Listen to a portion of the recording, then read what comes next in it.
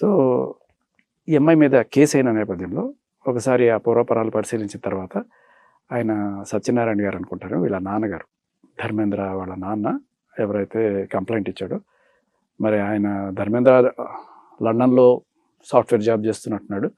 మరి ఆయన ఇక్కడికి రాని పక్షంలో ఆయన తరపున ఈయన కంప్లైంట్ ఇచ్చినట్టున్నాడు. మేబీ ఆయన లండన్లో కూడా కంప్లైంట్ ఇచ్చి ఉండొచ్చేమో, అది వేరే. బట్ ఇక్కడ కంప్లైంట్ ఇవ్వడం, అది ఎఫ్ఐఆర్ అవ్వడం అనేది మనం చెప్పుకోదగ్గ విషయం.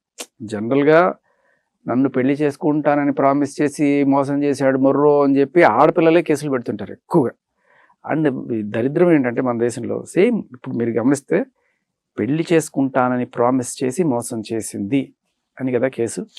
దీంట్లో రిజిస్టర్ అయిన సెక్షన్స్ చూడండి, చీటింగ్ కేసు, డబ్బులు, ఇవి. దీనికి ఉన్న శిక్షలు కూడా తక్కువే. అదే మగాడు చేస్తే 10 ఏళ్ళు జైలు శిక్ష, దాన్ని అత్యాచారంగా కూడా పరిగణిస్తారట. సో అటువంటి దేశంలో బతుకుతున్నాం మనం. ఇదే లండన్లో అయితే ఈ చట్టాలు నథింగ్. అంటే ఒకవేళ అమ్మాయి వెళ్ళి పెట్టింది అనుకో, ఈ అబ్బాయి నన్ను ప్రేమిస్తున్నాను, పెళ్లి చేసుకుంటానని చెప్పి నన్ను వాడుకొని మోసం చేశాడు అంటే, వాడుకోవడం అంటే ఏంటని అడుగుతారు వాళ్ళు.